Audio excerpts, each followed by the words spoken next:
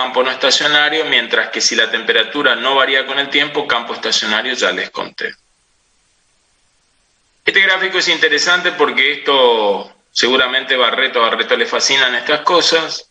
Pueden tener, por ejemplo, el campo de temperaturas y provocan modificaciones en él. Entonces ponen temperatura en función del tiempo. Y se van a encontrar que en una determinada región, en un determinado instante, cuando todo va a comenzar, la temperatura vale 0. Este puede ser un proceso de calentamiento tranquilamente. Entonces el sistema empieza a recibir energía, va aumentando su temperatura hasta que llega un momento en que sigue recibiendo energía, pero su temperatura se mantiene constante aun cuando el tiempo pasa. Entonces acá, si evaluamos solamente la derivada, como esta depende de 4 variables, tomamos la derivada parcial de t respecto del tiempo. Eso es lo que estamos haciendo acá porque estamos graficando t en función del tiempo tau. En esta región, desde este punto hasta el origen, claramente la derivada parcial de t respecto de tau va a ser distinta de 0, mientras que aquí, de aquí en adelante, esta derivada parcial da 0. Bueno, esto caracteriza al régimen permanente o estacionario, y esto caracteriza, o sea, entre 0 y este tiempo, tengo lo que se llama régimen transitorio, muy común en la ingeniería. Sucede a veces cuando uno enciende una caldera y pone un medidor en determinado punto en la pared de la caldera, se encuentra con una curva parecida a esta. O sea, se va calentando, la temperatura va subiendo hasta que llega un momento en que la temperatura se estabiliza. La caldera sigue recibiendo energía entregándosela a un vapor, y después el vapor, esa energía se la entrega a una máquina, por ejemplo. Pero en ese punto la distribución de campo se ha estabilizado, por decirlo de alguna manera, y habrá dentro de la caldera puntos de diferentes temperaturas, pero que a lo largo del tiempo no se van a modificar. Y habrá puntos de diferente temperatura porque va a estar fluyendo energía térmica, energía calorífica o calor entre esos puntos que se encuentran a distintas temperaturas. Entonces la temperatura puede ser función de 1, 2 o 3 coordenadas. En consecuencia, el campo de temperatura será unidimensional, bidimensional o tridimensional. Nosotros, para simplificar, vamos a tomar un campo de temperatura estacionario. Esperen, voy a conectarme.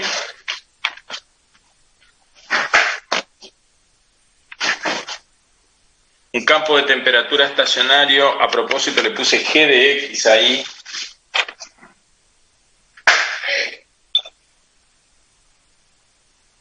Café.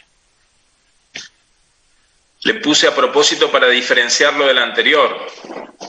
O sea que ahora tenemos, para la situación más simple, esto podría asociarse tranquilamente a una barra de acero, una barra de acero de la construcción, hasta de hierro torsionado, ponerle del 8, tenle la longitud que ustedes quieran. Pues bien, ahí vamos a encontrar temperaturas que varían de un extremo hacia el otro y dependen solamente, la apoyamos sobre el eje X, un extremo, si ustedes quieren, lo ponemos en el 0, en el origen de coordenada, y vamos a tratar de estudiar un campo de temperatura estacionario unidimensional. Quiere decir que a lo largo de toda esa barra tendremos diferentes temperaturas, pero que no se van a modificar con el tiempo. Es el primer concepto. El concepto de gradiente. Cualquiera sea el campo de temperaturas, el cuerpo siempre tiene puntos de igual temperatura. Lo que les decía de la barra. En un extremo pueden tener 150 Celsius y en el otro extremo pueden tener 40. Y la temperatura a lo largo de la barra se va modificando. Quiere decir que el calor está fluyendo desde el extremo, el origen, hacia el otro. Pero que en la mitad de la barra nosotros encontraremos un valor de temperatura que no se va a modificar con el tiempo, como en cada uno de los otros puntos. Las secciones el caso de esta barra, definen superficies isotérmicas, que es el lugar geométrico de los puntos que se encuentran a igual temperatura.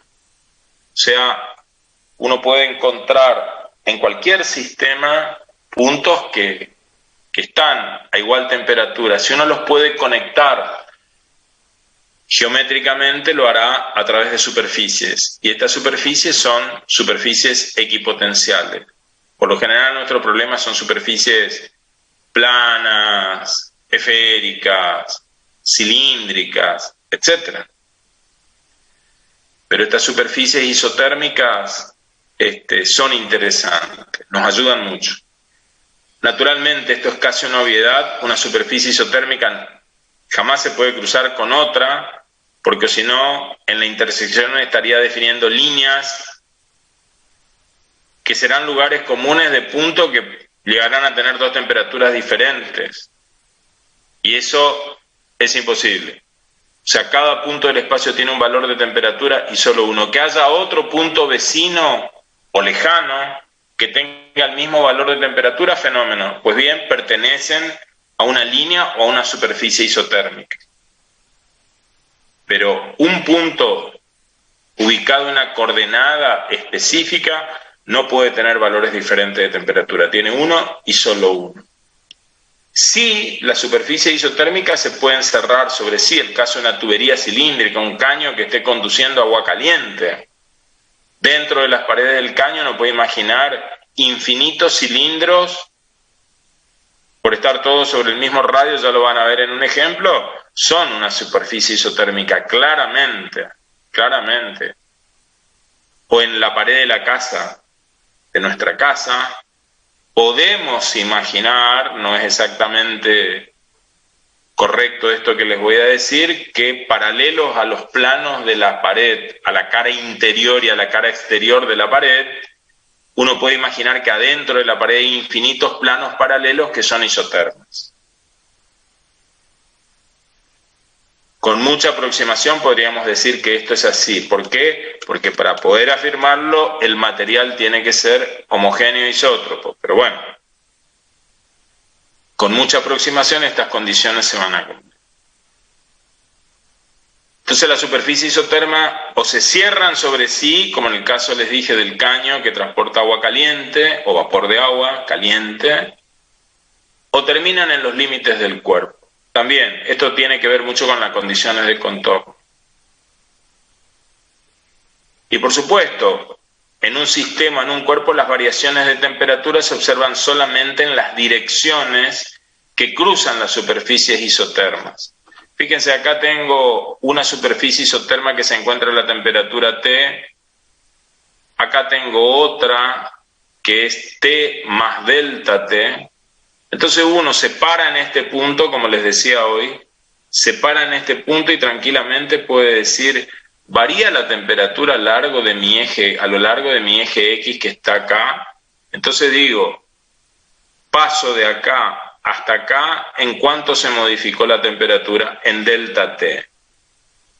¿Qué distancia hay de acá hasta acá? Este camino, delta X. Puedo hacer el cociente delta T sobre delta X y estoy midiendo cuántos grados Celsius modifico por cada unidad de camino recorrido. Si la mido en metros, será cuántos Celsius por cada metro que yo camino por acá se modifica.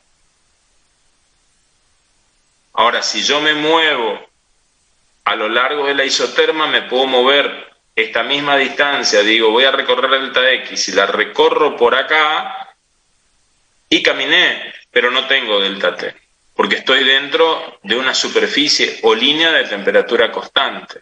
Por eso digo que se observan solamente en direcciones que cruzan las isotermas. Está fenómeno, querés caminar de acá hasta acá siguiendo este camino y uno dice, bueno, listo, pasé de la isoterma de valor T a otra de temperatura mayor. ¿En cuánto se incrementó? En delta T. ¿Cuál es la tasa de modificación de la temperatura por unidad de camino? Delta T sobre delta X. Ahora la pregunta es, en base a lo que le contaron en el análisis, Cuando estás parado acá, te hace la pregunta, ¿y cuál es la dirección de máximo crecimiento? ¿Para dónde tengo que caminar para que ese cociente entre delta t y delta x se haga máximo? Y para contestar esa pregunta, el análisis ya la contestó por nosotros. Cuando nos enseñan a calcular un gradiente, nos dicen, el gradiente es un vector que te indica la dirección de máximo crecimiento de esta función escalar, y a su vez el módulo de ese vector te da el ratio, te da la relación delta t, en este caso sobre delta x, máximo. No solo te dice, movete por acá en esta dirección, sino en este sentido. Te dice, parado acá, caminá para allá, que esta es la dirección y el sentido de máximo crecimiento de este campo de temperatura. Pero además te dice a qué tasa se modifica la temperatura por unidad de camino recorrido. Por supuesto que después te dicen que si estas son superficies isotermas o líneas isotérmicas, siempre la línea que caracteriza la dirección del vector gradiente va a ser perpendicular a la línea, eso se demuestra. O sea que el límite en esta dirección n, que es la dirección normal, digamos, para delta n tendiendo a 0 de delta t sobre delta n, que es este camino, acá me faltó escribirles delta n, es derivada parcial de t con respecto a n, y es lo que se denomina gradiente de t. Faltó ponerle acá la flechita, ¿por qué? Porque el gradiente es un vector. Entonces, la variación de t es máxima en la dirección normal a la superficie y se denomina gradiente de temperatura. El gradiente es un vector orientado, normal a la superficie isotérmica, en el sentido de las temperaturas crecientes. O sea, el gradiente te dice, caminá por acá, no te vas a equivocar, esta es la dirección, este es el vector gradiente, digamos, esta es la dirección de máximo crecimiento de la función. Bueno, si uno tiene un régimen estacionario, donde t depende solamente de x, de y, de z, acá está la expresión del vector. Acá sí aparece la flecha, nabla por t, gradiente de t, derivada parcial de t con respecto a x, multiplicado por y, que es el versor, en la dirección del eje x, derivada parcial de t con respecto a y, por el vector unitario j, me faltó acá la flechita, más la derivada parcial de t con respecto a z por el versor k. En unidades esto va a medir grados Celsius por metro, por camino recorrido. Entonces este es, en coordenadas rectangulares, esta es, mejor dicho, la expresión de nuestro vector gradiente. Vamos metiendo concepto, vamos al flujo calorífico ahora. El calor se propaga espontáneamente solo en la dirección en que decrece la temperatura. El flujo calorífico es la cantidad de calor transportada a través de una superficie cualquiera, mejor dicho, a través de cualquier superficie isotérmica en la unidad de tiempo. O sea que el flujo lo que está midiendo es cuánto calor atraviesa una superficie isotérmica en la unidad de tiempo. O sea, está midiendo energía por segundo. Puedo poner calorías por segundo. Puedo poner kilocalorías por segundo. Puedo poner kilocalorías por hora. Pero ¿saben qué? También puedo poner joule por segundo. Y si uno dice transfiero esta cantidad de joule en la unidad de tiempo que es el segundo a través de esta superficie isoterma, el cociente entre las unidades joule y segundo da watt, da vatio, que es una unidad que nosotros conocemos como unidad de potencia. Pero la potencia es ratio de transferencia de energía en los sistemas o de puesta en juego de energía en un determinado sistema. Esa energía en la unidad de tiempo.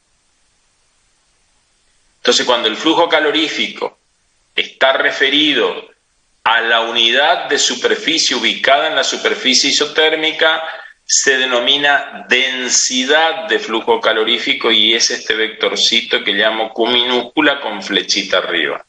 Este es un vector en el cual aparece la energía dividida por la unidad de tiempo y por la unidad de superficie. O sea que te dice cuántas calorías pasan por segundo por cada metro cuadrado.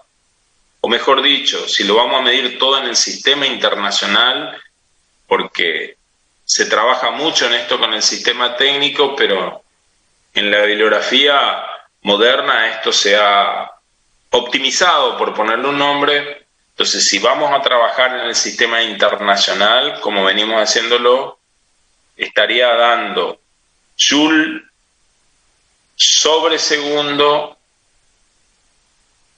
sobre metro cuadrado. O sea, estaría dando vatios por metros cuadrados. Sería la densidad de flujo calorífico.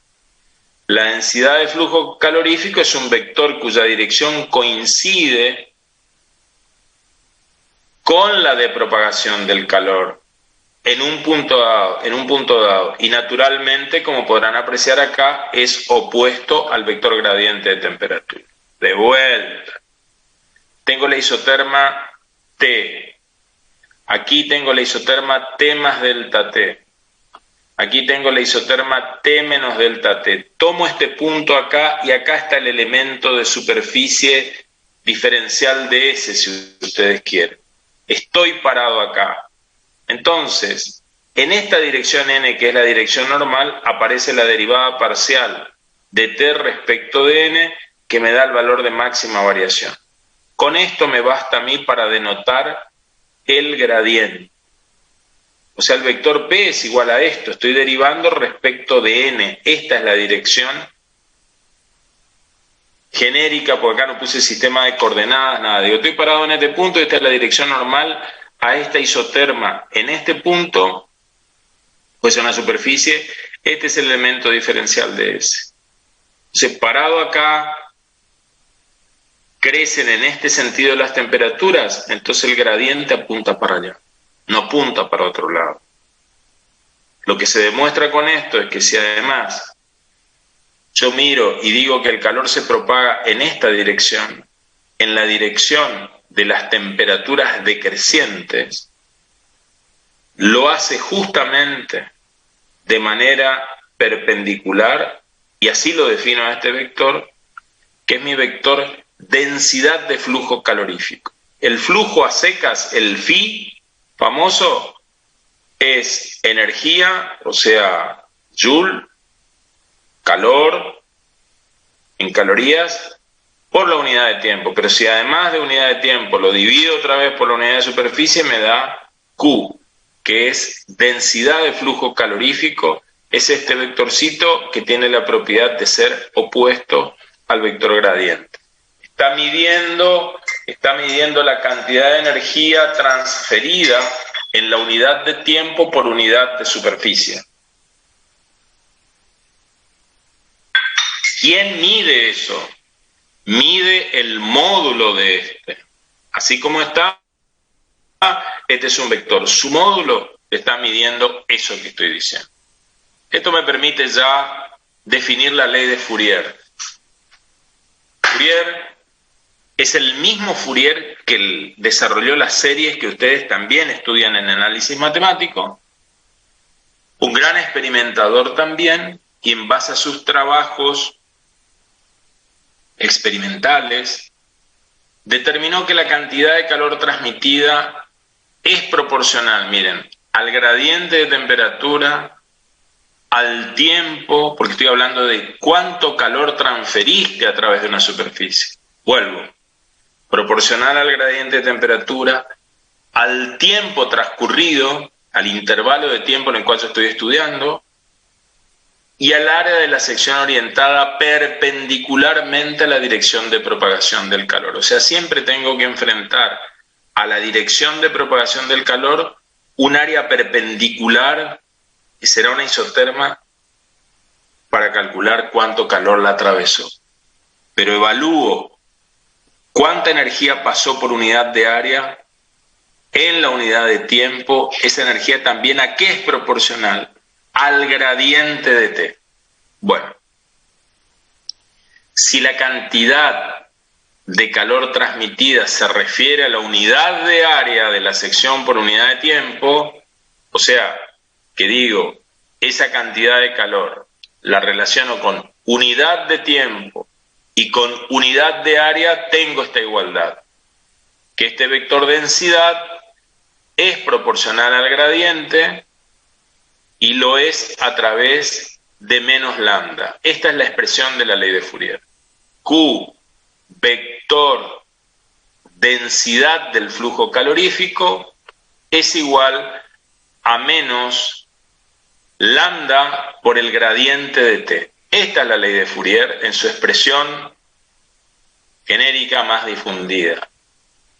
Para los cálculos utilizamos otra donde sencillamente lo que hacemos es abrir la definición de esta densidad, expresar de otro modo el gradiente, que es lo que vamos a hacer ahora. ¿Quién es lambda? Lambda es lo que se conoce como coeficiente de conductibilidad térmica, que lo vamos a estudiar a continuación. Aguárdenme un minuto, por favor, ya regreso.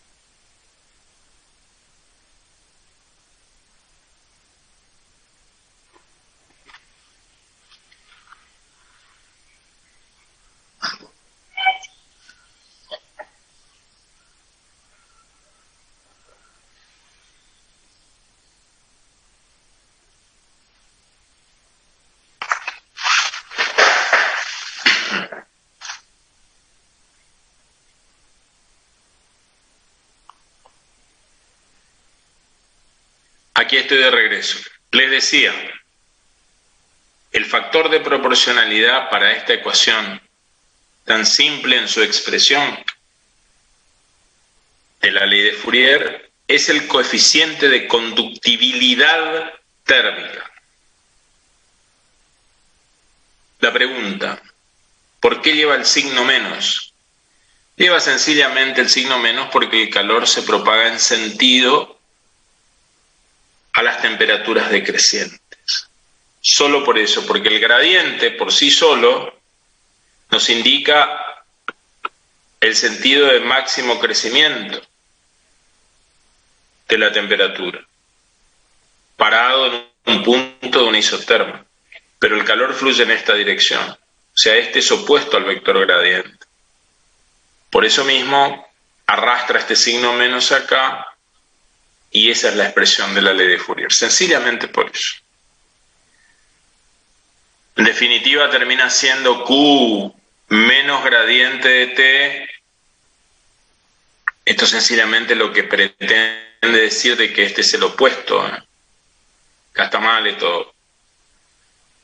Así no es correcto, lo vamos a tachar, porque la expresión correcta es esta, menos lambda por gradiente de T. Esto lo vamos a tachar. Ahora vamos a desagregar esto. ¿Qué es Q?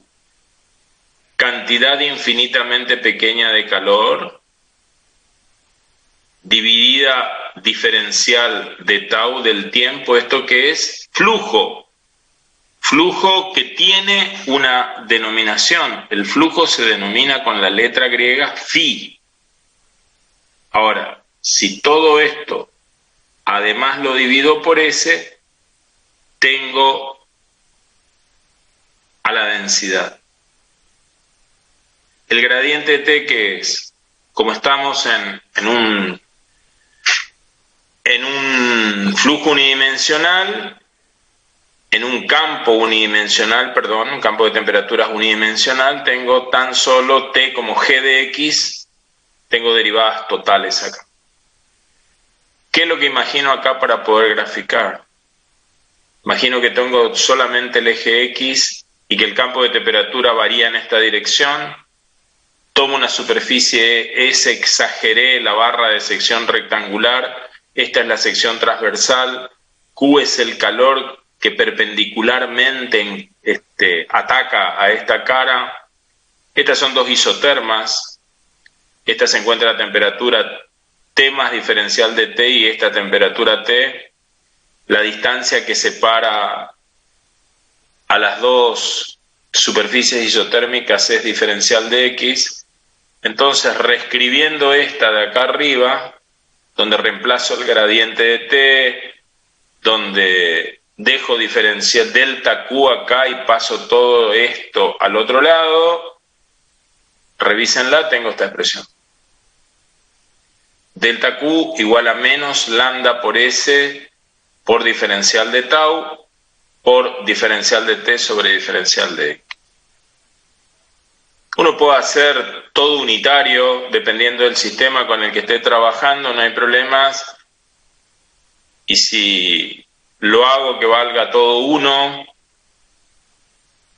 puedo definir a lambda como la cantidad, el valor absoluto de la cantidad de calor que se transmite en un segundo a través de una unidad de superficie entre dos planos paralelos distantes, la unidad de longitud, y cuando la diferencia de temperatura entre ellos es de 1 grado. O sea, uno puede, en el sistema internacional esto sería 1 metro, acá sería 1 metro cuadrado, perdón, acá 1 metro, y esto es 1 segundo.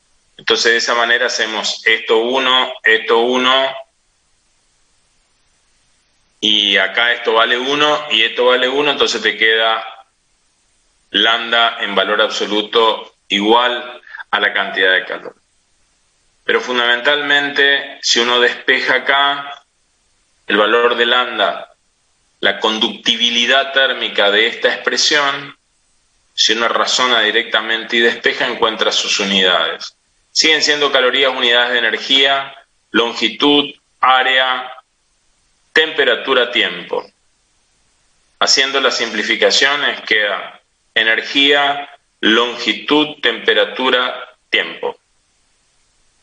En el sistema técnico, kilocalorías por metro grado Celsius hora, es muy común encontrar tablas de estas características. En el sistema internacional va a dar joule acá, segundo acá, eso da vatio sobre metro grado Celsius.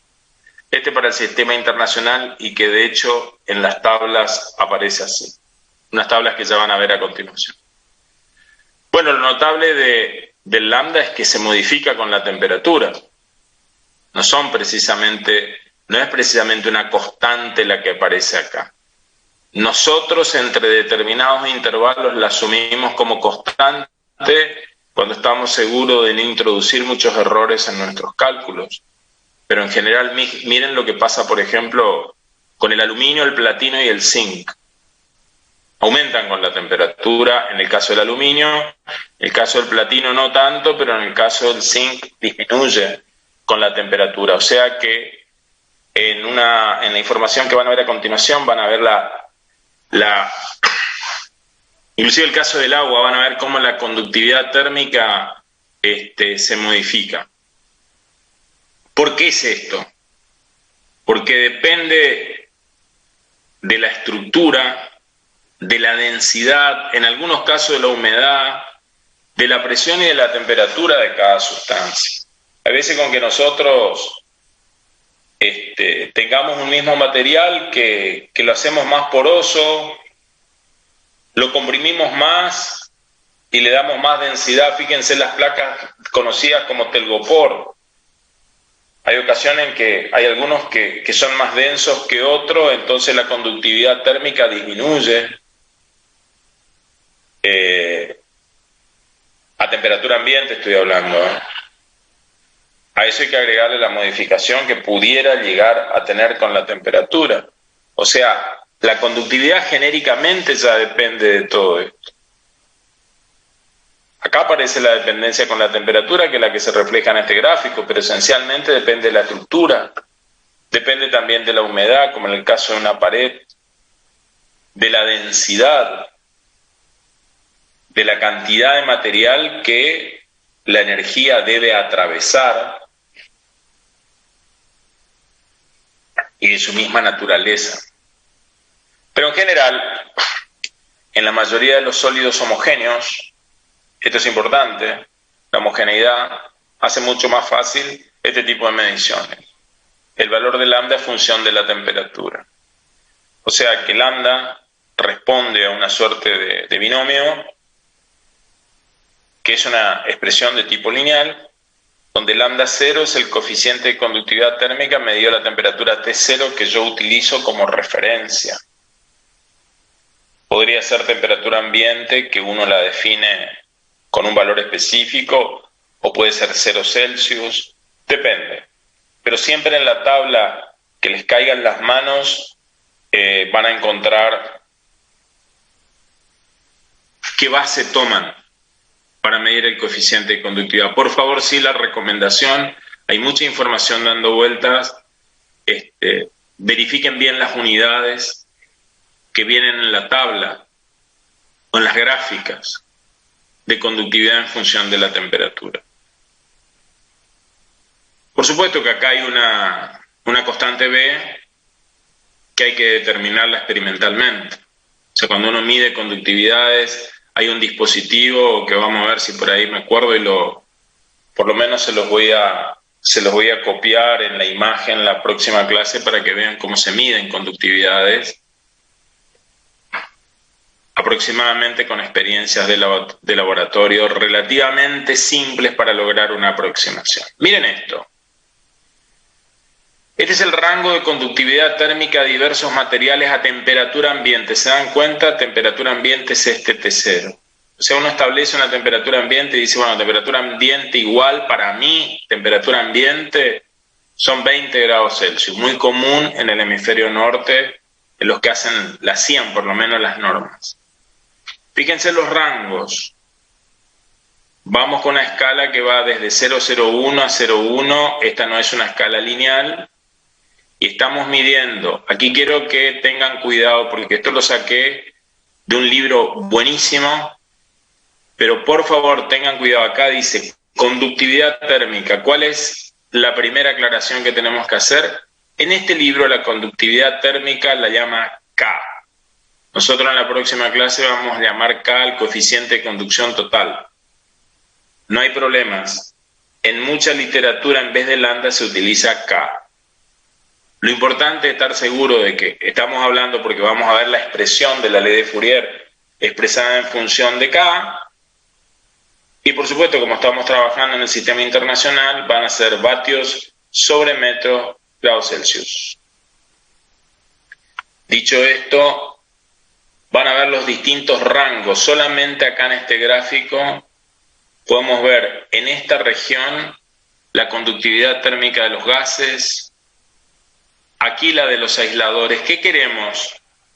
Materiales como fibras, maderas, espumas como la espuma de poliuretano, con la cual se aísla térmicamente hoy a las paredes de una heladera, de un refrigerador. ¿Qué queremos? Que tenga baja conductividad, o sea que pase poca cantidad de energía calorífica en la unidad de tiempo por unidad de superficie, por unidad de camino recorrido. Porque básicamente es esto es cantidad de calor que pasa por unidad de camino, por unidad de superficie, por unidad de tiempo, es eso. Y por supuesto, por unidad de gradiente, digamos. Cuando el salto térmico valga 1.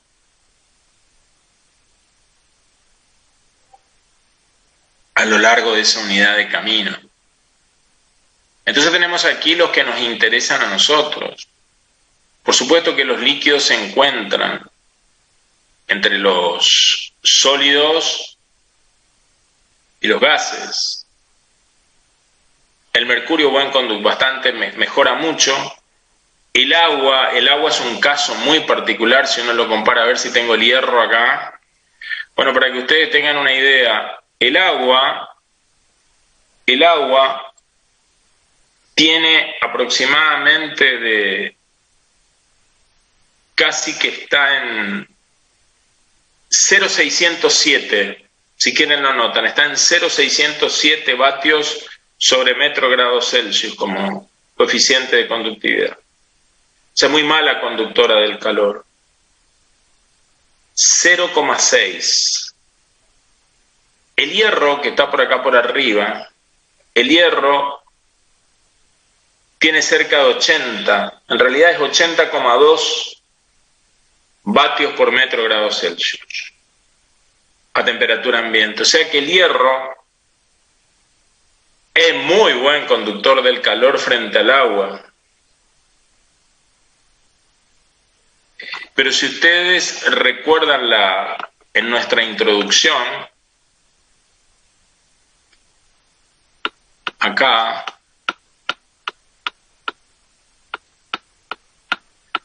lo que son los calores específicos. En este caso voy a llamar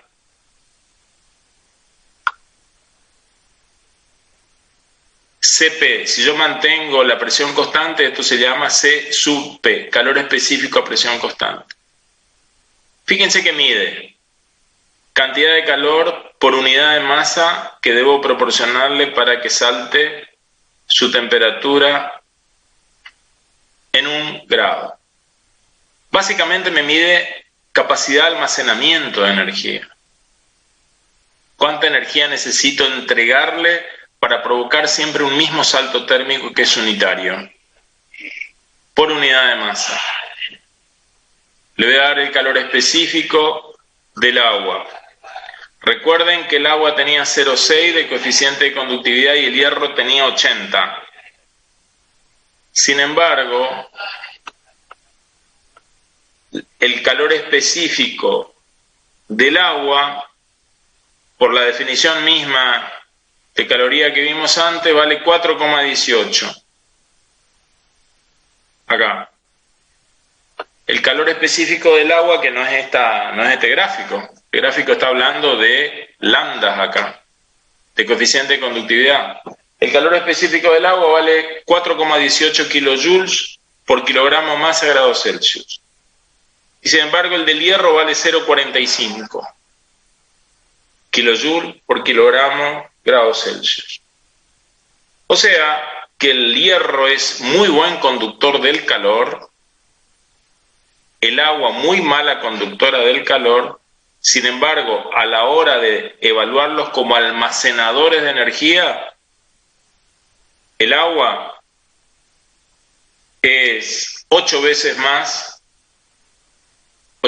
mejor almacenadora de energía que el hierro. O sea, estamos comparando dos cosas distintas, las papas con las naranjas. Pero no hay un comportamiento uniforme desde este punto de vista entre diferentes materiales. Esas son las situaciones interesantes que aparecen aquí. También poder comparar para dos sustancias diferentes, por llamarlos de alguna manera, sus respectivas propiedades. Por lo general van a encontrar que en el caso de los metales puros, miren quién está en la plata, el cobre, el oro está más arriba. Los buenos conductores de la electricidad, por lo general son buenos conductores del calor. Por lo que le decía, el mecanismo de transmisión del calor por conducción responde a dos vehículos fundamentales,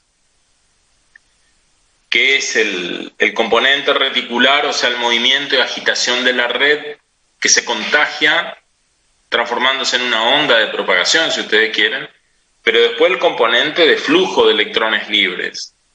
Y en estos metales puros, particularmente conductores, la energía transmitida le debe más a los electrones libres, al flujo de electrones libres, que al componente reticular. O sea, es mayor la energía transmitida por el flujo de electrones libres frente al fenómeno vibracional de la red molecular. No digo que uno sea inexistente frente al otro, digo que uno tiene mayor peso. Sin embargo, en otros materiales estos componentes se modifican.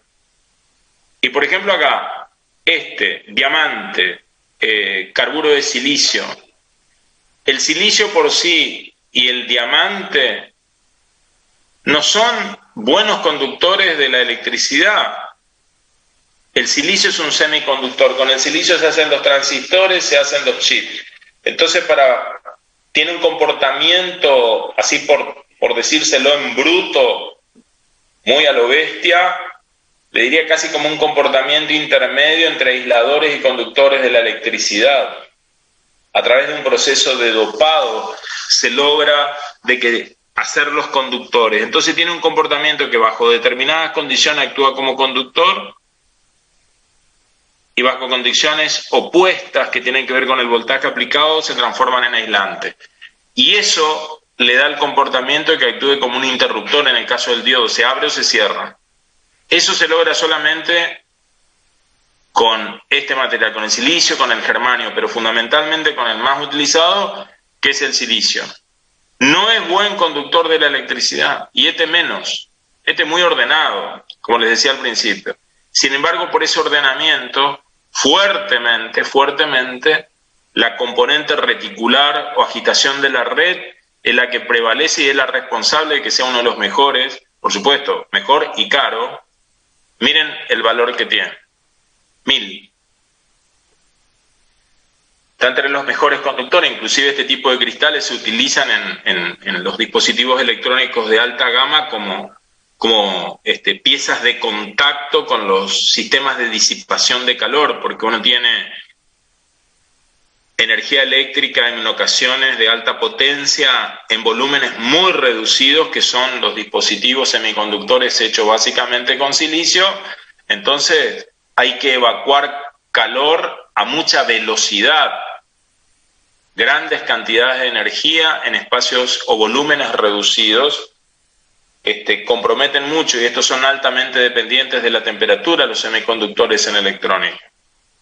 Entonces, por eso es que se recurre a este tipo de materiales para poder lograr una eficiencia en cuanto a la transmisión del calor por contacto, por conducción en este caso. Bueno, estos son los comentarios que tengo en torno a esta gráfica, que es ilustrativa. Por supuesto, algunos materiales a temperatura ambiente, como les decía, acá se los nombra con K, aparece 2300, tiene el diamante. Miren la plata, 429. Estos son conductores, muy buenos conductores eléctricos, ¿eh? Aluminio, oro, cobre, plata. Nosotros utilizamos y este por excelencia, porque tiene menor densidad en los conductores de las líneas de alta tensión. Bueno, miren aquí la piel humana, el agua, les hablaba del 0,6, el hierro, les hablaba de 80,2, ya les conté eso. La madera, miren lo que es la espuma de uretano, muy utilizada como aislante. Bueno, por supuesto que hay un factor de conversión para convertirlo a unidades anglosajonas, que son BTU por hora, pie, grado Fahrenheit. Las dimensiones son las mismas, cambian las unidades. Esta es la unidad de energía en el sistema anglosajón, British Thermal Unit. Bueno, sigamos. Conductividades térmicas de los materiales varían con la temperatura. Entonces, miren, para dos materiales, para el cobre y para el aluminio, cómo a medida que va aumentando la temperatura se va modificando la conductividad térmica. Pero miren por acá, creo que tengo el caso del agua. Por lo general, la conductividad térmica empeora con la temperatura, pero sin embargo el agua tiene este comportamiento tan particular. En el caso de otros líquidos, tiene un comportamiento diferente. Pero esta es, acá tienen la temperatura en kelvins y acá arriba esto es nuestro lambda, digamos. Van a poder ver los distintos comportamientos con sus respectivos comentarios según el caso. Bueno, vamos a algo que van a utilizar ya en la práctica, es lo que aparece y es el concepto de resistencia térmica. Repito acá la ley de Fourier y desagrego esto que vimos antes, ya con magnitudes escalares como módulo, etcétera. La puedo reescribir y a partir de ahí recordar que el flujo calorífico que llamo phi es la cantidad de energía calórica o calor en la unidad de tiempo. Y esto como cantidades infinitamente pequeñas, como un cociente infinitesimal, nada más que esta es una diferencial inexacta. Ahora bien, escrito esto así, puedo pasar diferencial de t al otro lado y directamente la ley de Fourier la escribo igualando a phi. O sea, ahora tengo flujo calorífico igual a menos lambda S gradiente. Si yo reordeno esto y dejo diferencial de t arriba, tengo diferencial de x acá abajo y paso lambda por S aquí en el denominador. Esto es lo que me está dando lo que se va a llamar resistencia térmica, que aquí está en una cantidad infinitamente pequeña. Fundamentalmente esto tiende a ser parecido a la ley de Ohm de la electricidad, donde una corriente eléctrica circula porque existe una diferencia de potencial y lo hace contra el efecto opositor de la resistencia eléctrica. Acá, la magnitud física, la entidad que hace que el calor fluya, este flujo haría las veces de la corriente, es el salto térmico. Tiene que haber una diferencia de temperaturas para que el flujo, que es energía en la unidad de tiempo, atraviese una superficie. Pero lo hace, por eso está en el denominador, como en el caso eléctrico, esto que es la resistencia, en este caso térmica. Pero tiene una similitud con la resistencia eléctrica. El signo menos, ¿por qué? Por lo que vimos en cuanto al gradiente, o sea, la energía se propaga en el sentido de las temperaturas decrecientes, por eso el signo menos. Entonces a esto a ρ llamamos resistencia térmica, después lo integramos, pero fundamentalmente tiene una dependencia dimensional, esto es camino recorrido, esto es área. Cuando más largo es el camino a recorrer, mayor va a ser la resistencia. Sin embargo, está en el denominador el área transversal que debe atravesar la energía. Entonces, cuanto más gordo es el conductor, digamos, mayor es la sección, tengo mayor disponibilidad, por eso está en el denominador y me baja la resistencia. Cuando mayor sea la sección del material, de la barra de acero, etcétera, menor resistencia térmica va a ofrecer, pero miren quién aparece acá. La conductibilidad, y aparece en el denominador, porque cuanto más alta es, quiere decir que mejor conductor del calor es el material. Miren acá el diamante. El diamante, por ejemplo, está arriba, se sale de la escala, porque acá decíamos que tiene 1000, pero tiene 2300. Entonces, cuando mejor conductor del calor es la conductibilidad, que dice que es mejor conductor del calor, un diamante, por ejemplo, al estar aquí en el denominador lambda, cuanto más alta sea, menor va a ser la resistencia térmica. Entonces acá hay una dependencia de la geometría, estoy diciendo geometría en sentido amplio. Esto tiene que ver con dimensiones, camino recorrido, área transversal, área de la sección transversal que atraviesa el flujo y, por supuesto, de la característica principal del material, que es la conductibilidad. Eso es la resistencia térmica físicamente y conceptualmente. Camino recorrido dividido conductibilidad por área de la sección transversal. Ahora, en régimen estacionario la diferencia de temperatura será constante, en consecuencia el flujo será constante. Porque ya el salto térmico entre dos puntos no se modifica, este será constante. En régimen variable, no estacionario, la distribución de temperaturas varía con el tiempo. Entonces lo harán también la diferencia de temperatura y el flujo calorífico será variable. Pero se está refiriendo a esto, dependiendo de cómo se comporta el salto térmico en función de quién, de lo que aquí tenemos en el denominador, que es el tiempo. Entonces hay un momento en el cual tenemos que evaluar variación de cantidad de calor suministrada en función del espacio y en función del tiempo, cuando estamos en régimen no estacionario, y ahí tenemos que ir a una ecuación diferencial.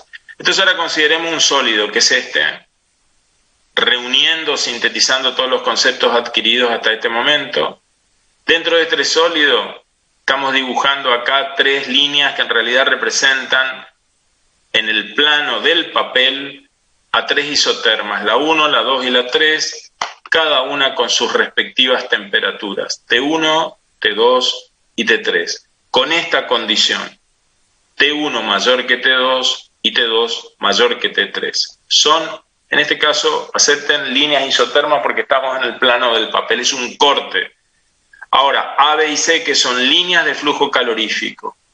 Estas líneas, geométricamente, tienen la particularidad de que en cada punto donde cortan o interceptan una equipotencial, lo hacen en dirección normal. ¿Por qué? Porque son líneas tangentes en cada punto a los vectores densidad de flujo calorífico. O sea, acá se acuerdan que estaban los vectores Q. Bueno, estos vectorcitos que son contrarios a los vectores gradientes permiten, si uno tira las tangentes, encontrar, en este caso son líneas rectas, en otro caso serán curvas que tienen la propiedad de ortogonalidad en cada punto con las líneas isotermas.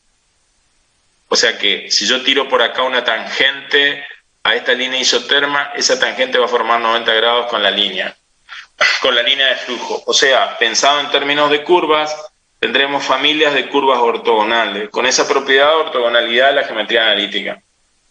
Pero fundamentalmente estas líneas que representan los caminos, si ustedes quieren, por donde fluye la energía calorífica merced a las diferencias de temperatura dentro de este sólido bajo el mecanismo de la conducción. Es eso.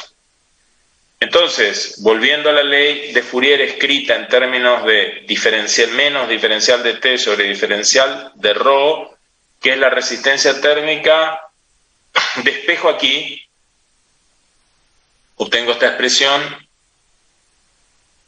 y voy al paso integral. Este diferencial de T lo integro entre T1 y T2, que son dos temperaturas correspondientes a dos isotermas, y considero que el flujo es constante a estos efectos, y lo puedo sacar de la integral dejando diferencial de ρ acá adentro, y ρ va a ser la resistencia térmica en el espacio comprendido entre las isotermas T1 y T2, va a ser la resistencia térmica de este camino recorrido, de este espacio, porque una resistencia térmica se corresponde con determinadas dimensiones. Tenemos que darle la información de qué tipo de material es y además qué dimensiones tiene. Bueno, finalmente esto me da igual a phi por ρ. ρ es la resistencia térmica entre las isotermas 1 y 2. Y esto, cuando yo integre esta, me da menos paréntesis T2 menos T1. Este signo menos. Si introduzco me va a quedar T1 menos T2. Ojo con eso. No se lo hice completo, les pido disculpas, pero no se vayan a equivocar de ese detalle. Resolviendo esta integral, anótenlo si ustedes quieren, o sáquenle una foto a la pantalla, pero apúntense, esto es menos paréntesis T2 menos T1, al aplicar la regla de Barrow aquí. Bueno, finalmente tomo esta y despejo, dejo phi igual a T1 menos T2 dividido ρ. Está diciendo que es T1, que es la temperatura mayor de esta isoterma, T2, que es esta otra, supongamos que ρ sea la resistencia térmica comprendida para el material en esta región, para lo cual si la quiero cuantificar tengo que definirle claramente un área y una longitud de camino porque el material ya lo conozco. Pero básicamente esta es una expresión muy práctica que se parece, como les decía, a la ley de Ohm. Está expresando que el flujo calorífico es igual al delta T a la variación de temperatura dividido la resistencia térmica comprendida entre esas dos isotermas. ¿Qué unidades tiene ρ? En base a esto, tiene grados Celsius, caloría, segundos, o grados Celsius, joule por segundo. Vamos al problema del muro. Este es un problema que aparece en los exámenes, que aparece en los parciales. Este es el problema básico. Y vamos a suponer una pared, un muro, de caras paralelas, y lo suponemos homogéneo, o sea que tiene un coeficiente de conductividad lambda, tal como lo expresamos aquí. Hay dos superficies planas paralelas que son A y B, que se encuentran a temperaturas T1 y T2 respectivamente, y son isotermas, bajo la condición T1 mayor a T2. O sea, este es un corte de una pared, como la pared de una casa. En cualquier lugar ubicamos el eje X o la dirección X perpendicular a estos dos planos, a los planos isotérmicos. En consecuencia, si T1 es mayor que T2 y si estamos en régimen estacionario, respetando esta condición, las líneas de flujo van a ser normales a las isotermas A y B, por lo tanto, una línea de flujo va a ser esta. La línea perpendicular de flujo phi, perpendicular a este plano y al plano paralelo al anterior, que es el B. Son dos planos isotérmicos. Quiere decir que cada uno de estos puntos de esta cara de la pared, todos se encuentran a la misma temperatura T1. Todos los puntos correspondientes a T2 se encuentran a la temperatura T2. Ahora, como puse el 0 acá, el eje lo hice atravesar por acá, la coordenada, este plano corta al eje X en la coordenada X1, el plano isotérmico B lo corta en X2, X2 menos X1 claramente les da el espesor de la pared. Ahora uno se pregunta y dice, bueno, siguiendo el mismo concepto, pienso que si pongo acá un plano paralelo a los anteriores, que es el plano C, será también un plano isotérmico. Todos los puntos ubicados a la misma distancia al origen van a tener la misma temperatura. O sea que la temperatura se va a modificar solamente a lo largo de este camino. Aquí afuera, no sé, yo sé que esta pared tiene temperatura T1. Es probable que el ambiente acá se encuentre a temperatura T1 hasta llegar a la pared. Es probable que en este otro ambiente aquí, toda la temperatura sea igual a T2 que la temperatura de esta cara de la pared. Ahora, entre esta, que es mayor a esta otra, variará la temperatura de determinada manera, de modo tal que cada punto ubicado a una distancia X del origen tendrá un valor determinado de temperatura. Todo eso que les dije que TF de X en régimen estacionario permanente, decimos que este es un campo unidimensional, un campo de temperaturas T igual a F de X. C es una superficie isoterma, esto lo recordamos el concepto de flujo, a que era igual. Entonces ahora operamos. ¿Qué hacemos? Algo diferente.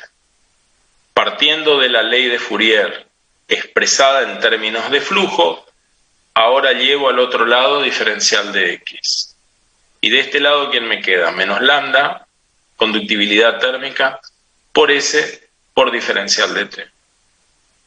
Ahora supongo que lambda no varía con la temperatura. Que para las variaciones que yo voy a tener acá, lambda se mantiene constante y no le voy a errar, Por eso lo escribí. Suponiendo que lambda no varía con la temperatura y que la superficie que yo tomo, la de la sección transversal, será una superficie determinada aquí, porque es una superficie la que me permite captar energía, y yo digo, a través de esta superficie pasan tantos joules.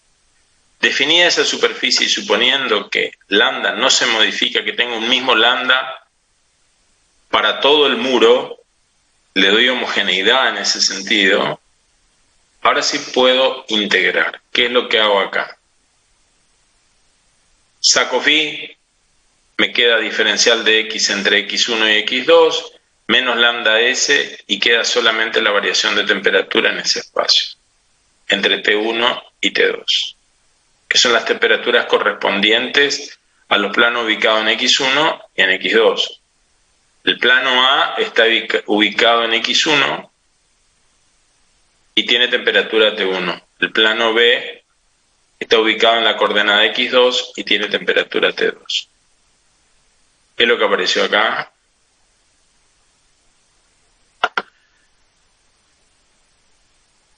Integrando esto son integrales sencillas. Acá me da x, que integro entre x2 y x1. x2 menos x1 no es otra cosa que el espesor, ya lo vimos.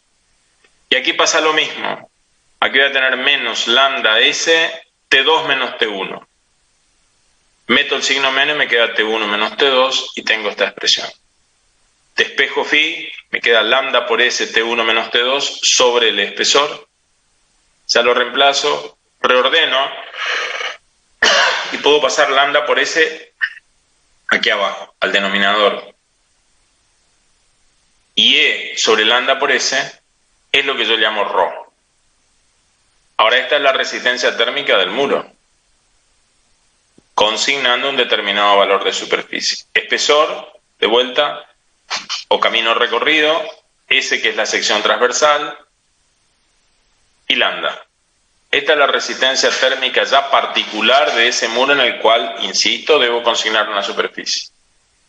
El flujo, que es energía en la unidad de tiempo, depende de la diferencia de temperatura entre los dos planos paralelos que son superficies equipotenciales.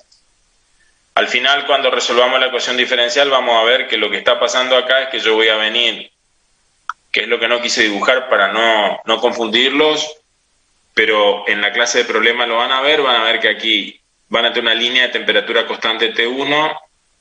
Después la temperatura va a bajar linealmente acá dentro del muro hasta llegar a temperatura T2, que se mantendrá constante abajo. Eso es lo que van a encontrar. El perfil va a ser este, que es variación de temperatura con la distancia. Perdón, se me fue para cualquier lado el ratón, es así. Bajan así y acá siguen constantes paralelos al eje X. Es eso. Entonces este plano tiene una temperatura menor a T1 y mayor a T2. El plano isotérmico C, paralelo a los dos anteriores. Bueno, utilizando esto de resistencia térmica, ahora podemos experimentar, mejor dicho, presentar dos casos. Este es un caso muy útil en ingeniería, porque generalmente los fluidos, mírenlo, yo ya regreso, generalmente los fluidos se conducen. Por ejemplo, hay tuberías. Este es un caño que tiene un determinado espesor. Este tiene radio interior R1, radio exterior R2. O sea, el espesor va a ser R2 menos R1. ¿Pero qué tengo que tomar yo? Tengo que tomar acá, imaginar un cilindro de radio R con espesor de pared diferencial de R para poder medir a través de él cuánta energía pasa. Supongo que T1 es mayor que T2, o sea, por acá está circulando, supongan agua caliente, a una temperatura T1 mayor a la temperatura ambiente, que es la temperatura de la superficie exterior del caño, que tiene longitud L. Ya regreso, sigue.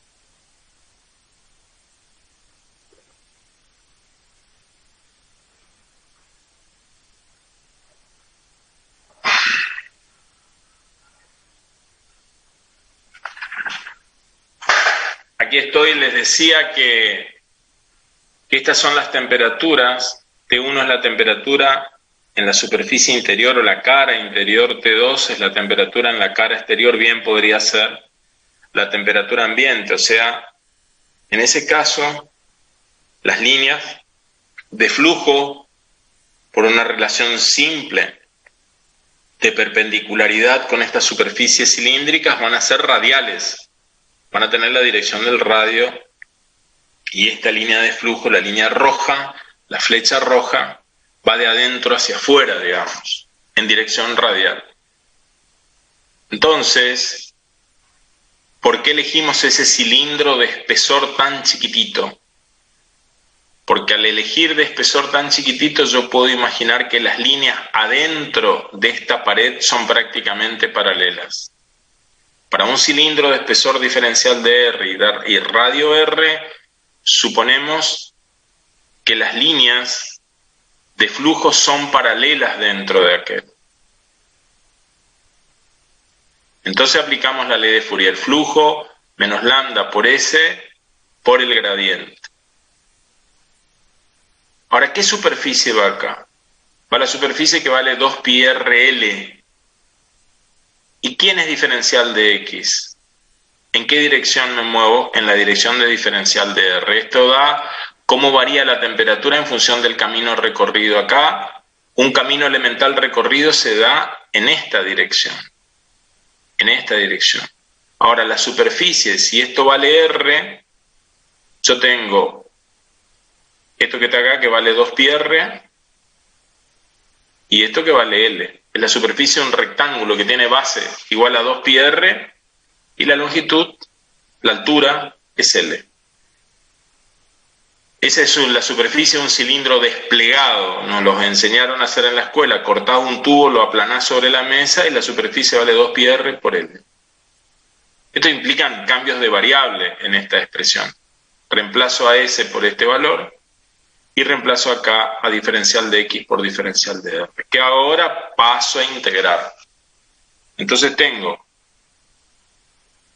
por un lado tengo phi acá, y llevo diferencial de R a este numerador, R al denominador, o sea que aquí tengo la variable radial. Y aquí tengo la variable temperatura. Tengo menos lambda 2πl diferencial de T. Entonces hay que integrar nuevamente. Para poder integrar, ¿qué considero? Un régimen estacionario y permanente. Es el que me permite a mí sacar a phi de adentro de la integral. ¿Entre qué y qué integro? Entre R1 y R2. O sea, yo estoy integrando adentro del material. Me muevo de acá hasta acá. Entre R1, o sea, desde acá hasta acá. Eso es lo que estoy midiendo, lo que sucede adentro del material. Entre R1 y R2, igual a menos lambda 2πl, y aquí entre las temperaturas extremas, T1 y T2, diferencial de T. Bueno, aquí esto, la integral de 1 sobre R por diferencial de R da logaritmo natural, que después lo transformo a cociente, a la diferencia la transformo en cociente, aquí da T2 sobre T1, T2 menos T1, con este signo menos que introducimos, cambiamos y queda T1 menos T2, y obtengo esta expresión. Ahora tan solo me queda a mí hacer el despeje para obtener esta expresión. Y recordando que el flujo es igual a la variación de temperatura sobre la resistencia térmica, si lo escribo así, quiere decir que logaritmo natural sobre lambda 2πl es lo que voy a conocer como resistencia térmica. Insisto en esto, es una expresión muy útil, muy utilizada en la ingeniería, fundamentalmente en lo que se conoce como acondicionamiento de aire. Uno transporta fluido, los sistemas de calefacción por agua caliente funcionan así. O sea, si uno no quiere perder perder energía, esto bien puede ser un sándwich donde uno lo va recubriendo al tubo con aislantes térmicos de manera de conseguir prácticamente un caño revestido de una pared adiabática, entonces no perdemos.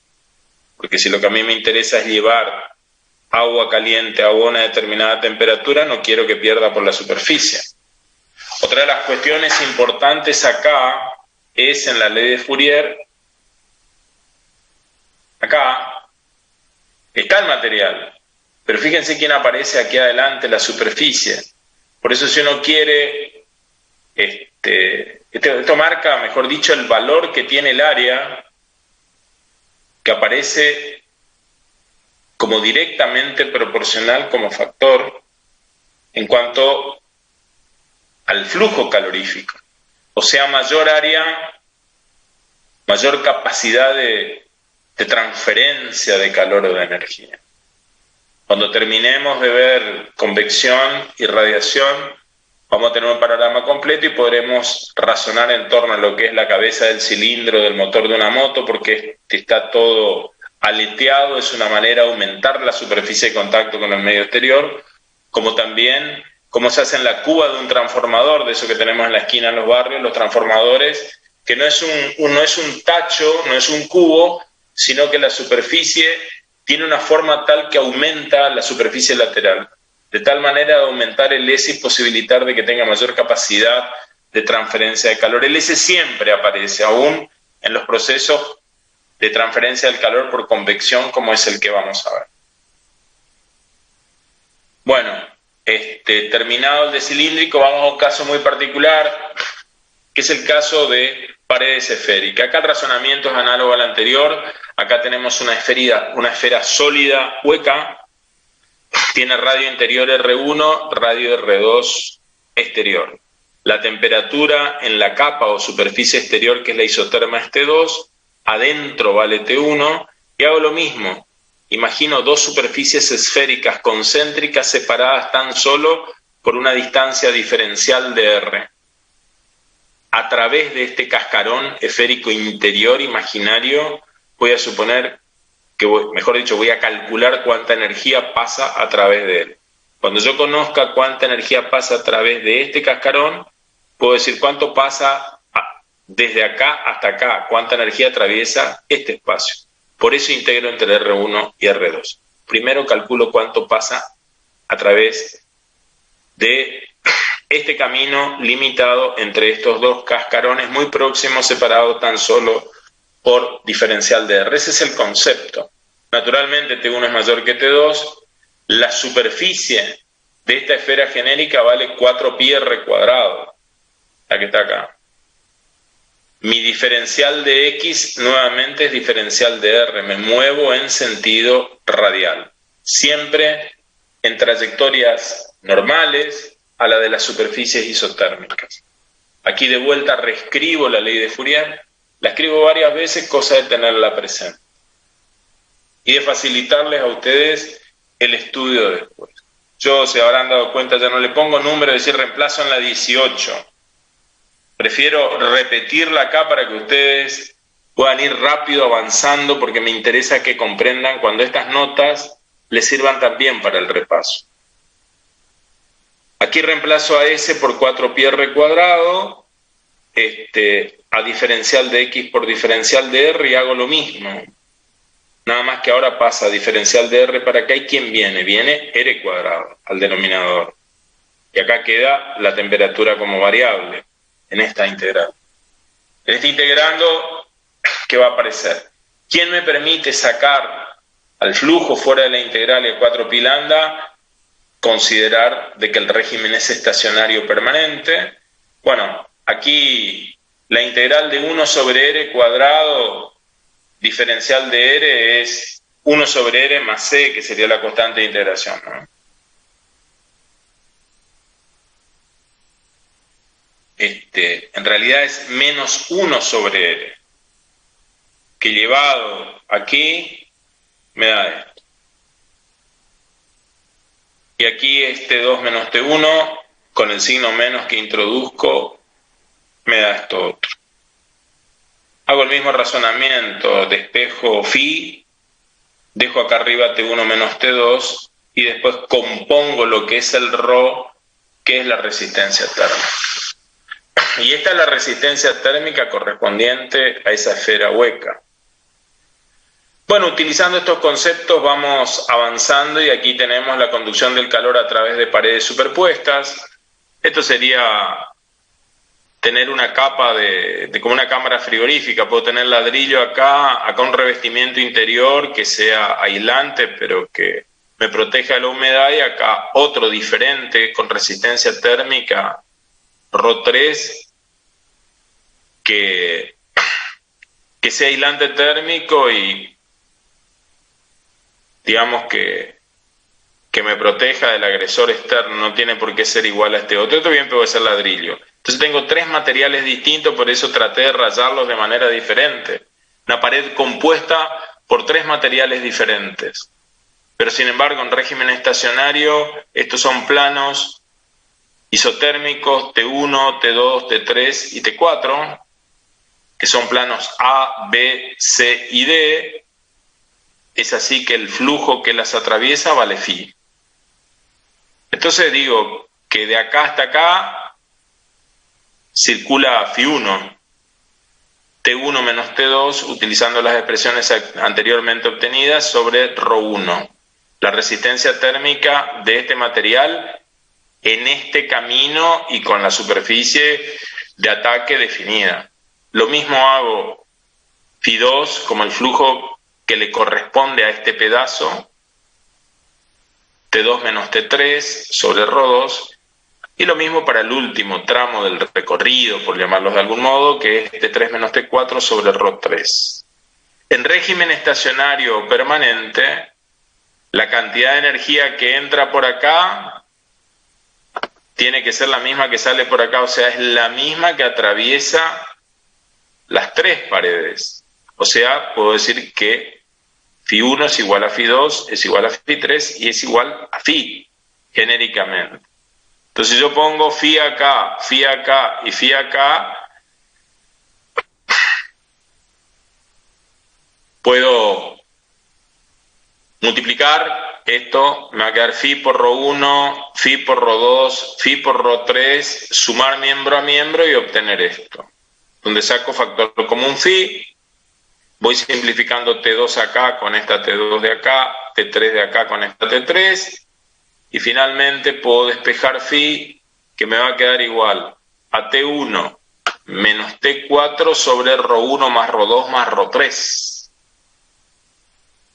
que es la suma de las resistencias térmicas correspondiente a cada segmento de la pared compuesta.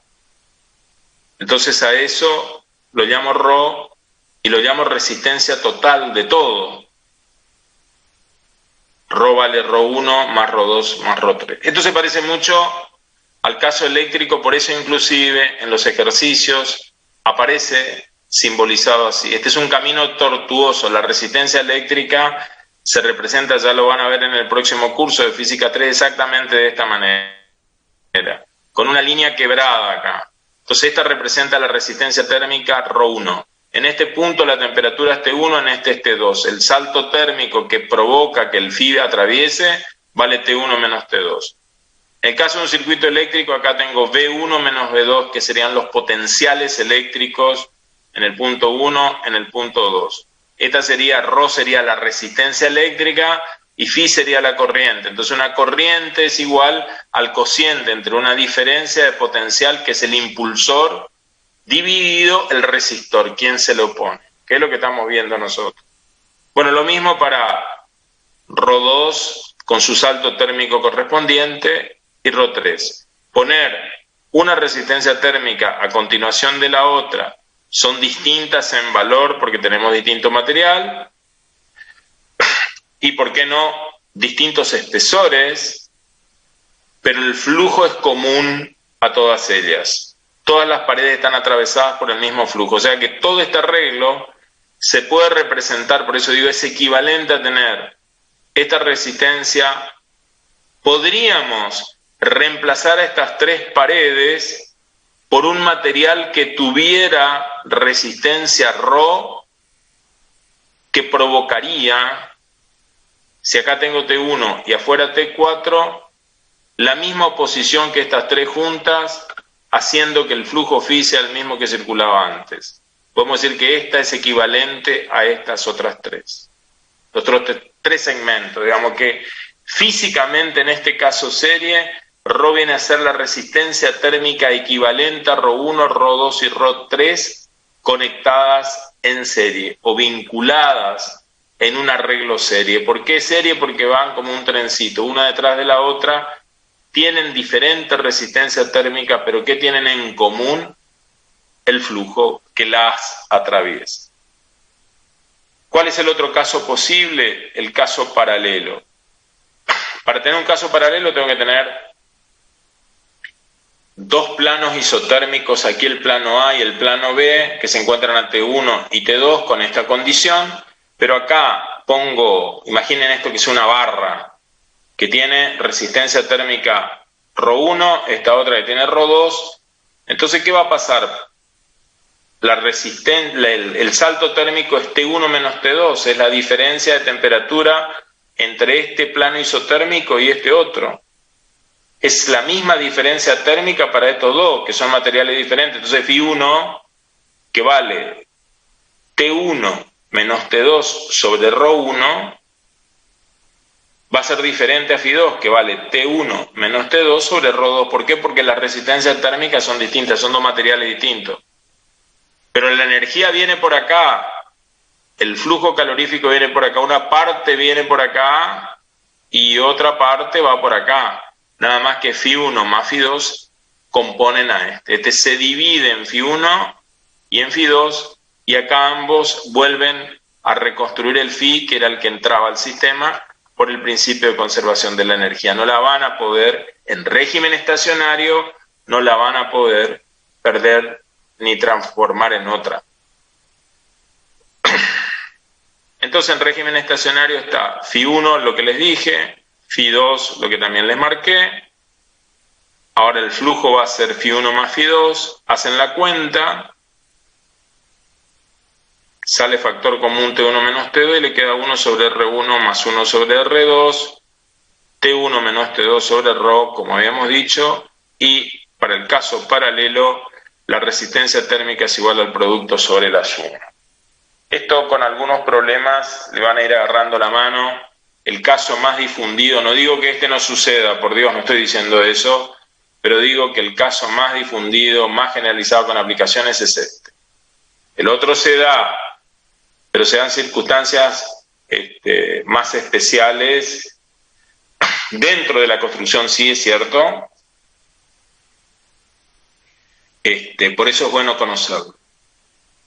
Y este es el caso paralelo, llevado casi a su símil eléctrico. Acá me faltó escribirle ρ2, en este nodo tengo T1, acá tengo T2, viene Φ, va Φ1 por acá, Φ2 por acá, y se reconstruye nuevamente Φ, y acá tenemos un resistor térmico con ρ equivalente a estos otros dos, que frente al mismo salto térmico T1 menos T2, provoca que por acá circule o pase este flujo calórico. O sea, tiene el comportamiento físico equivalente a estos dos. Vamos a ir al último tramo ya, a la ecuación general de la conducción del calor, que consiste ahora en buscar una ecuación que vincule la temperatura de cada punto del cuerpo sometido a la transmisión del calor por conducción con sus coordenadas de espacio y de tiempo. ¿Qué les estoy diciendo con esto? Que ya no estamos más en régimen estacionario. Ahora vamos al caso general, donde nosotros decimos que vamos a ver qué función F vamos a encontrar o a partir de qué la podemos encontrar que me permita decir adentro de un material cualquiera, de un cuerpo de cualquier forma, cuánto vale la temperatura en función de X, de Y, de Z y de tau, de sus coordenadas espaciales y temporales. Lo primero que tengo que hacer para poder hacer esto es sistema de coordenadas, si no, no puedo hacer absolutamente nada. Y después, aplicar la ley de Fourier a un componente, que es el único que dibujo, este cubito elemental que tiene lado, diferencial de X aquí, diferencial de Z aquí y diferencial de Y aquí, este cubito elemental que tiene este volumen, diferencial de B, diferencial de X por diferencial de Y por diferencial de Z, es una parte de un cuerpo más grande. Yo por extensión lo voy a resolver después, para eso aparecen las condiciones de contorno.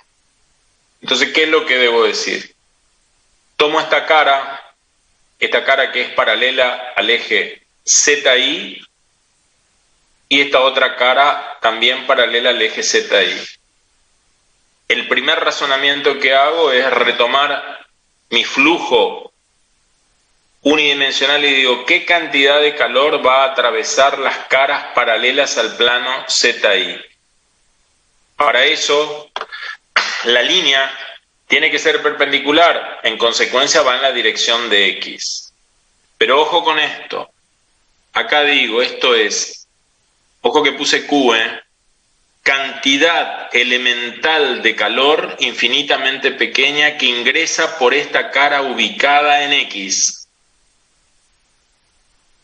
Esta primera cara está ubicada en la coordenada X.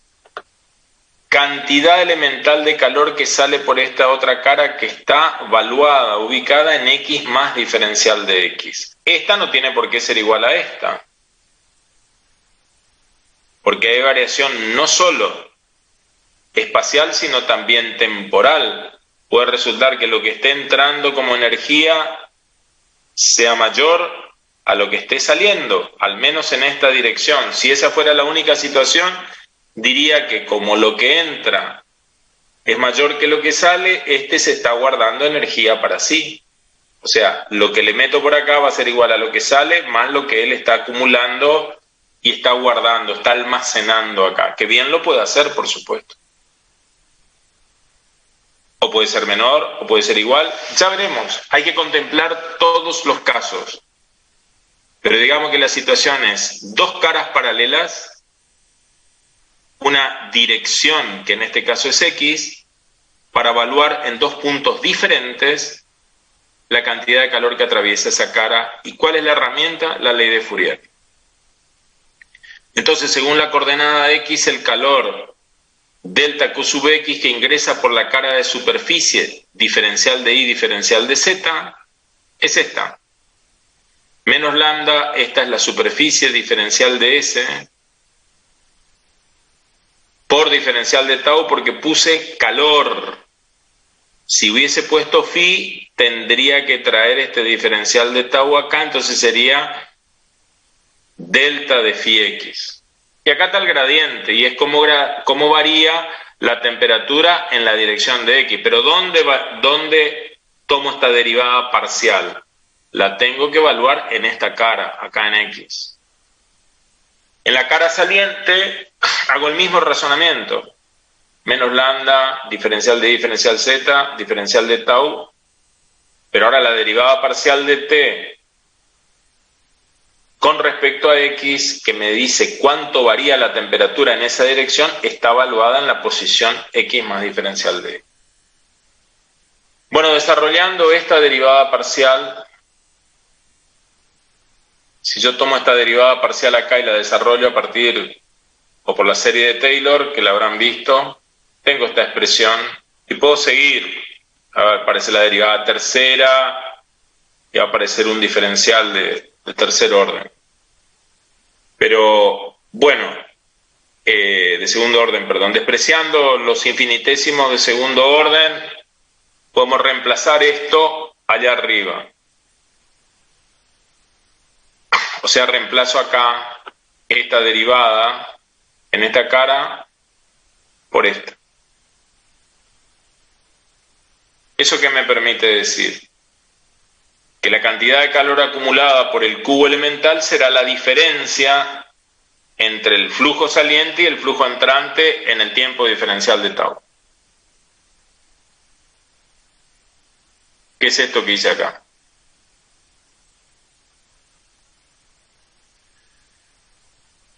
Y me da esto por el signo. Originalmente, si yo pongo esto menos esto, por el solo hecho de llevar el signo menos, lo dejo todo positivo y me queda esto.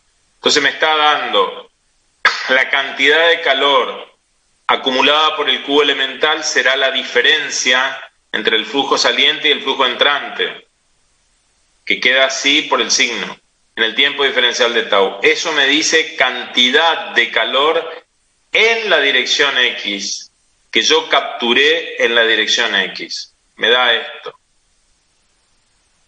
Me da esta expresión. Cuando hago la diferencia de arriba, que la reordeno, y diferencial de X, diferencial de Y, diferencial de Z, es diferencial de B, el diferencial de volumen del cubito elemental, multiplicado por diferencial de tau, y me queda acá la derivada segunda de T con respecto a X dos veces. Lo mismo puedo hacer para las direcciones Y y Z, y obtendremos expresiones análogas a esta, nada más que esta va a ser la cantidad, perdón, acá le puse diferenciales delta, acá también. Va a ser lambda diferencial de B, diferencial de tau, por la derivada segunda de T respecto de Y, acá por la derivada segunda de T respecto de Z, disculpen, esto es delta. Lo voy a corregir antes de levantarlo. Entonces, ¿qué hacemos después? Sumamos las cantidades de calor según las tres coordenadas, obteniendo el calor almacenado en el cubo elemental diferencial de B. A eso lo llamo delta Q a secas. Esta es la suma de estos tres. Y me da esta expresión. ¿Por qué? Porque tengo factor común a ρ diferencial de B diferencial de tau. Utilizando el operador Laplace, porque ustedes vieron análisis matemático y a este operador lo conocen, es nabla cuadrado, digamos, el famoso operador laplaciano. La expresión esta, que son directamente da un escalar, es el laplaciano de T. Se lo conoce como laplaciano de la temperatura, y suponiendo que no haya cambios de fase en el cubito, la cantidad de calor delta Q producirá un aumento de temperatura diferencial de T. Por eso digo, suponiendo que no haya cambios de fase, que sea solamente calor sensible, acá hay un error. Esto es gamma. Esto es gamma. Gamma es la densidad, acá está. Masa sobre volumen, lo puedo escribir como diferencial de M sobre diferencial de B. Recuerdo el calor específico, C como Q sobre M, diferencial de T, que lo desarrollé acá. Entonces puedo trabajar con estas que se las di al comienzo. Puedo decir que delta Q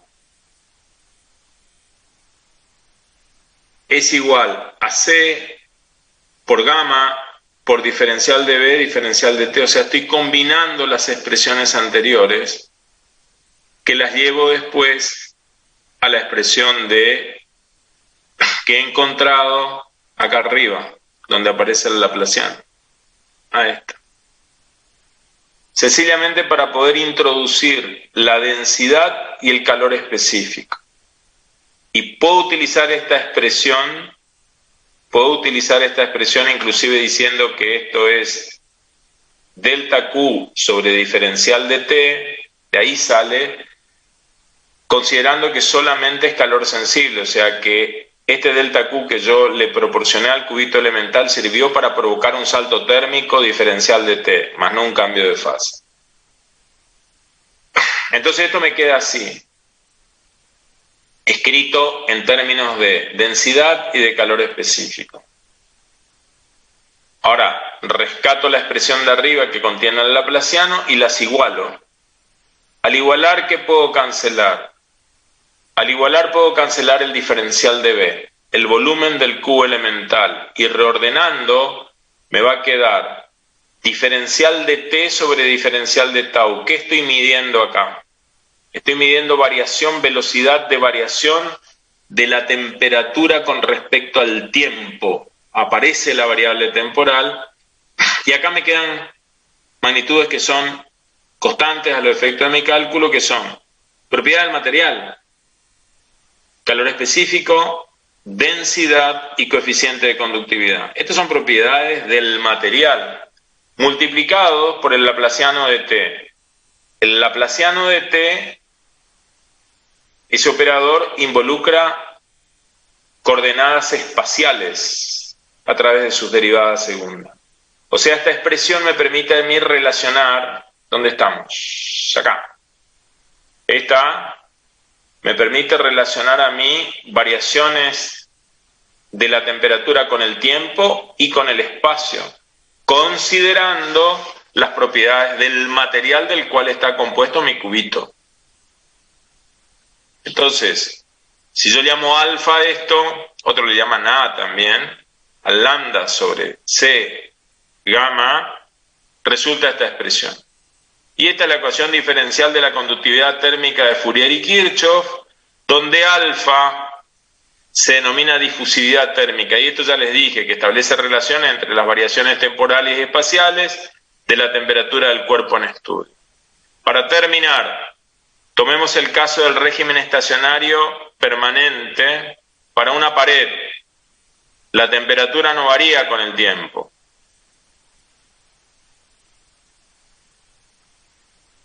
En el caso del régimen estacionario permanente, antes de entrar al ejemplo, tomemos un caso, el que veníamos arrastrando. Como la temperatura no varía con el tiempo, la derivada de T respecto al tiempo da cero. Esta da cero. Si esta da cero, yo tengo cero acá, es el producto de alfa, que es el coeficiente de difusividad por el laplaciano. Este es distinto de cero porque este reúne a estos factores, estos coeficientes que no son nulos. Entonces, si esto da cero, lo único que puede ser, debe ser cero es el laplaciano. Entonces, en régimen permanente, como alfa es distinto de cero, implica que el laplaciano será igual a cero. Entonces, que el laplaciano sea igual a cero define la condición a cumplir en el régimen estacionario permanente. En régimen permanente, el laplaciano de la temperatura es nulo. Y ahora sí lo aplicamos para el caso de una pared plana. Tengo esta pared, la ubiqué así en el sistema X. Es un caso de variación unidimensional.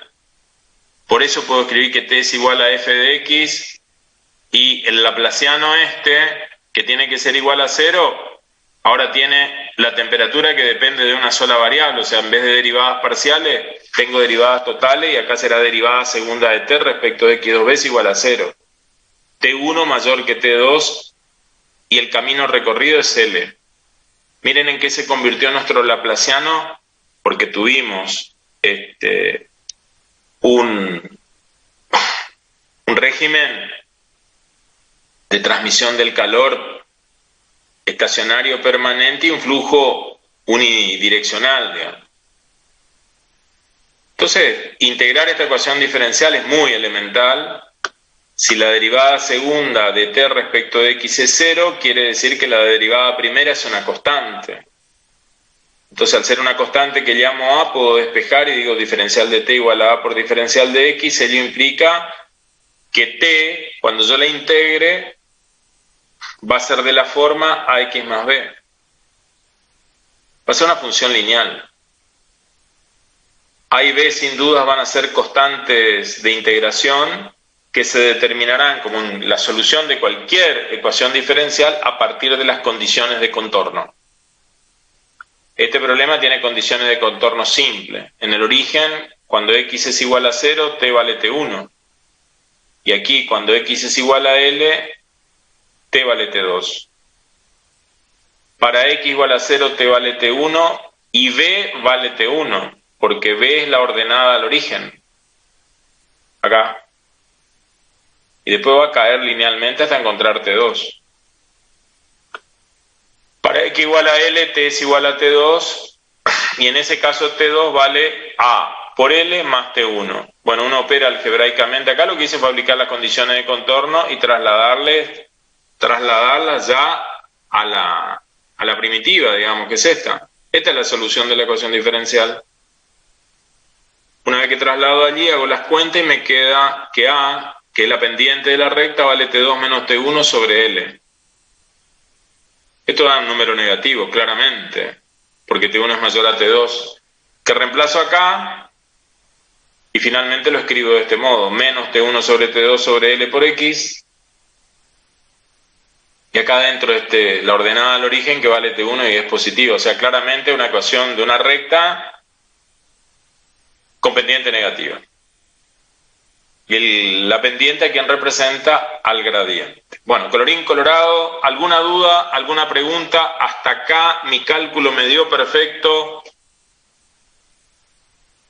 Así que la próxima clase vamos a ver transmisión del calor por convección y por radiación.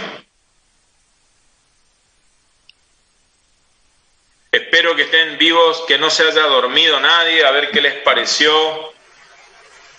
Tratamos de hacerlo lo más simple posible.